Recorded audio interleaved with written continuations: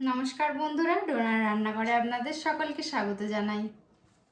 আজ যে রেসিপিটা নিয়ে এসেছি সেটি দেখলে আপনারা সত্যি সত্যি অবাক হবেন। ভাববেন এটাও সম্ভব। দেখুন আমি কি বানালাম। প্রথমে একটা মাঝারি সাইজের পেঁপেকে গ্রেটারের সাহায্যে গ্রেট করে রাখলাম। 1 কাপ ছোলার ডাল 2 ঘন্টা আগেই ভিজিয়ে রেখেছিলাম। তার মধ্যে 1 ইঞ্চি আদা, 4টে কাঁচা লঙ্কা দিয়ে মসৃণ পেস্ট বানিয়ে গ্রেট করা পেঁপের মধ্যে দিয়ে দিলাম। তার মধ্যে স্বাদ মতো লবণ, 1 চামচ জিরে গুঁড়ো, 1 চামচ ধনে গুঁড়ো দিয়ে মিশিয়ে রাখলাম। কেক টিনে তেল ব্রাশ করে পেঁপের মিশ্রণটা ঢেলে সমানভাবে চারিদিকে ছড়িয়ে দিয়ে কড়াইয়ে জল গরম করে 20 থেকে 25 মিনিট মিডিয়াম ফ্লেমে স্টিম করে কাঁটা চামচের সাহায্যে চেক করে নিলাম। ঠান্ডা করে একটা পাত্রে ঢেলে ছোট ছোট টুকরো করে কেটে নিলাম।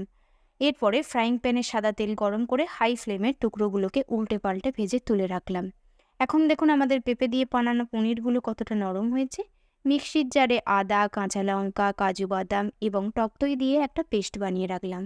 ফ্রাইং প্যানে গোটা গরম মশলা ফোড়ন দিয়ে তার মধ্যে ওই পেস্টটা দিয়ে হলুদ গুঁড়ো, লঙ্কার গুঁড়ো, ধনে গুঁড়ো, জিরে গুঁড়ো, এরপর এটাকে ভালো করে কষিয়ে নিয়ে তার মধ্যে 1 কাপ জল দিয়ে দিলাম। তারপর স্বাদমতো লবণ, চিনি, আবার অল্প জল দিয়ে জলটা ফুটতে শুরু করলে ভেজে রাখা পেঁপে দিয়ে বানানো পনিরগুলো তুলে দিলাম।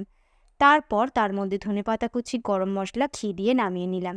তৈরি হয়ে গেল অপূর্ব স্বাদের পেঁপে দিয়ে বানানো সম্পূর্ণ নিরামিষ পনির। ভিডিওটি ভালো লেগে থাকলে অবশ্যই লাইক, শেয়ার এবং কমেন্ট করে নেবেন।